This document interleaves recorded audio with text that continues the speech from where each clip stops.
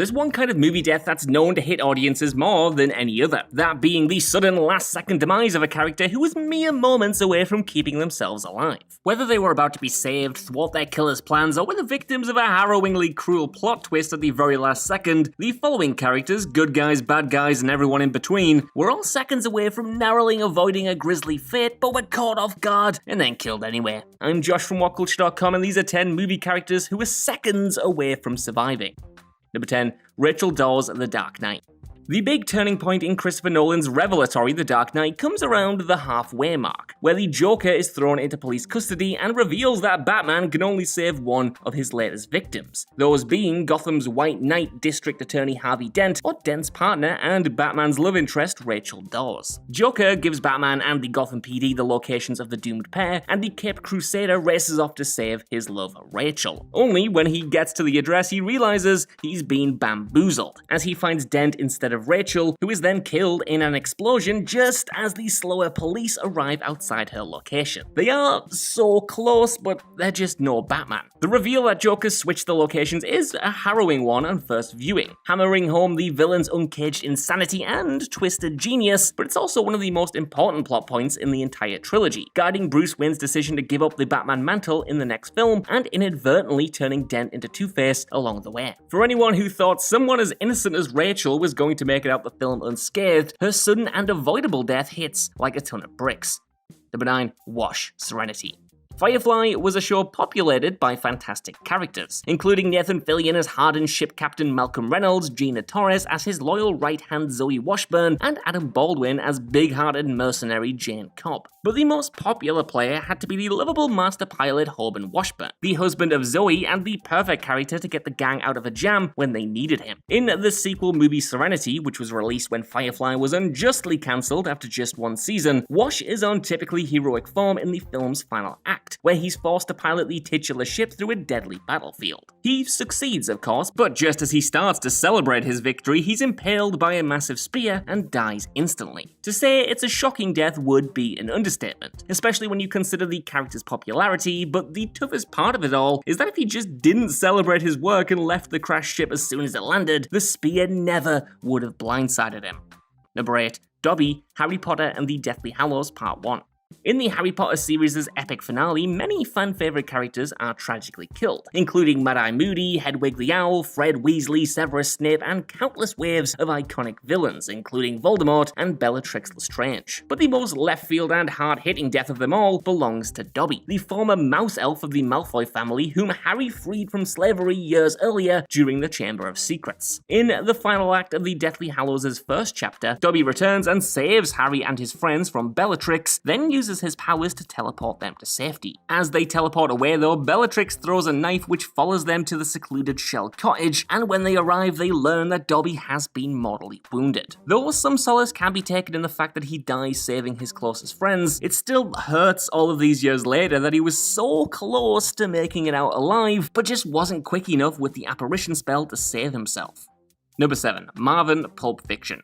Don't you just hate it when you're riding along in the car with your hitman friend, talking to a cool dude in the back seat, and then you suddenly and accidentally shoot them in the face? No? Nobody? Well, fortunately for me, John Travolta's Vincent Vega in Pulp Fiction knows my exact pain. But the accidental and unintended nature of the surprisingly hilarious moment doesn't make it sting less for the dead man in question, a man named Marvin. See, earlier Marvin had escaped a life-threatening situation and is just about to get dropped off to live another day. Unfortunately, at least if we believe Vega's explanation, a bump in the road or something similar caused the gun to go off, resulting in his shock death. Had the gun been brandished further down the road, Vega gesticulated with a different hand, or Marvin moved an inch to the left or right, well, he'd be alive to tell the tale.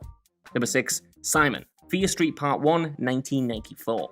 Netflix's recent horror movie Fear Street went over incredibly well with audiences, due in large part to its inventive structure, take no prisoners body count, remixed horror tropes, and the exhilarating mysteries at its center. In the middle of all of this though, the trilogy also boasted an impressive character lineup, and whilst chilled slacker Simon was far from the most developed or narratively important player around, he nonetheless helped keep things breezy with his funny one-liners and boundless wit. Every teen horror movie needs some comic relief, and Simon filled that role beautifully, It was a massive shock then when he took an axe to the head in the film's final act, without warning or any build-up. Although the body count is high in the movie, many of the deaths you can see coming if you're paying attention, but Simons broke the rule and audiences' hearts in the process. And considering just how close the rest of his friends were to breaking the curse and outwitting the film's ghoulish killers, his death just hurts that little bit more. If his luck could have kept for just a few more seconds or seen the swing coming, then he might have made it to the third film. Number 5. Private Stanley Fish Mellish Saving Private Ryan. Opening with one of the most harrowing scenes ever put to the big screen, Saving Private Ryan follows a US Army Rangers squad as they race through France in search of the titular private, who was the last of 4 brothers left alive on the front line of the war. By the end of the movie, Ryan has been located and the surviving members of the squad are preparing to hold their position against an incoming German assault, which leads to the deaths of most of the squad since they're so heavily outnumbered. Easily the most distressing death scene in the final act, though, belongs to Private Stanley Fish Mellish, who ends up in a hand-to-hand fight with a Nazi soldier and, once overpowered, is hauntingly stabbed to death. What makes his death so troubling, though, is the fact that shell-shocked fish-out-of-water Corporal Timothy Uppen is next to the room the entire time, listening to his friend die, but frozen with fear and unable to bring himself to actually try to save him. If he found the courage to act, which admittedly, let's face it, few of us would have done in his shoes, then Mellish probably would have survived the siege entirely. Number 4. Ben, Night of the Living Dead, 1968.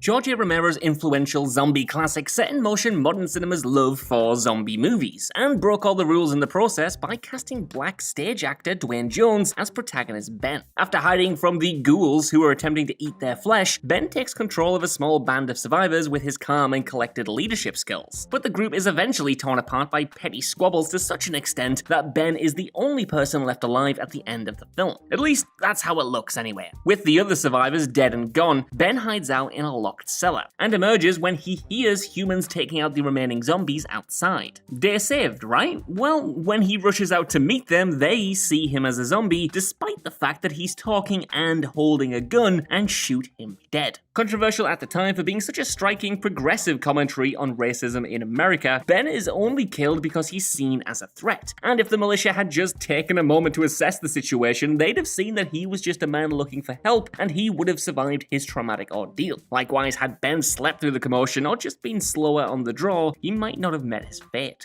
Number 3. The Final Casualties, The Mist. The Mist, based on the novella of the same name by Stephen King, features one of modern horror's most devastating and painfully avoidable climaxes. At the end of the movie, intent on finding his way home amongst the chaos and tragedy surrounding him, David teams up with his young son and a handful of survivors to drive through the mist past the monsters lurking within and to hopefully some kind of safety down the road. The trip proves traumatic though, as David finds his wife dead and his home destroyed. With no way of outrunning the mist or its monstrous inhabitants, he and the others agree to just end their lives, and David uses a pistol to shoot his own son and the other survivors dead. But after this, he's out of bullets, and David doesn't have any left for himself, so instead, he goes to offer himself to the mist, only for a parade of tanks to push straight past him, preparing to re-establish order in the town. David, along the audience, then drops to their knees and screams, knowing that if he just waited a few more moments, his son and friends would still be alive and better than ever. Number 2, Helen Shivers, I Know What You Did Last Summer. I Know What You Did Last Summer is as cheesy and as cliched as any 90s slasher flick that you're likely to find. But underneath all of its hammy performances and predictable plot twists, it also features one of the genre's best ever chase scenes. Near the end of the movie, Sarah Michelle Gellar's beauty queen Helen Shivers is chased through town by the film's vengeful killer, outrunning him and briefly hiding out in her sister's local store before being pursued through the streets once more. As with all slasher flicks, it looks for a second as though Helen is going to escape the killer as she races towards a nearby parade to catch someone's attention and scare off her would-be murderer. But just as she nears the parade, she's blindsided and then stabbed to death, and in an ironic twist, the parade itself actually drowns out her cries for help, so no one notices what's going on. It may not be entirely original, but it still packs one hell of a punch, and is seriously frustrating when you remember just how close she was to reaching safety. Number 1, The Snap Victims, Avengers Infinity War. Avengers Infinity War is full to bursting with moments which, had they been acted out differently, would have stopped Thanos from wiping out half of all life in the universe at the end of the film. First, there's Loki giving up the Tesseract to save his brother, then there's Star-Lord ruining Iron Man's attempts to steal the gauntlet right off the Mad Titan's hand, and finally there's Thor, who manages to badly wound Thanos with his new weapon Stormbreaker in the film's closing moments, and is then left dumbstruck when Thanos snaps his fingers and disappears right in front of him. As the Mad Titan famously quips, "You should have gone for the head." And if Thor had simply removed the Mad Titan's hand or head instead of making him suffer and then taunting him, Thanos wouldn't have had time to snap his fingers and enact the devastating final step of his plan. Always go for the double tap, man. Like, did you not get to rent Zombieland on Asgard, or what? Were you too busy saving the world? With Thanos gone then, half of life in the universe disappears and Thor slips into a pit of despair for not acting quicker. Hindsight's a wonderful thing, isn't it?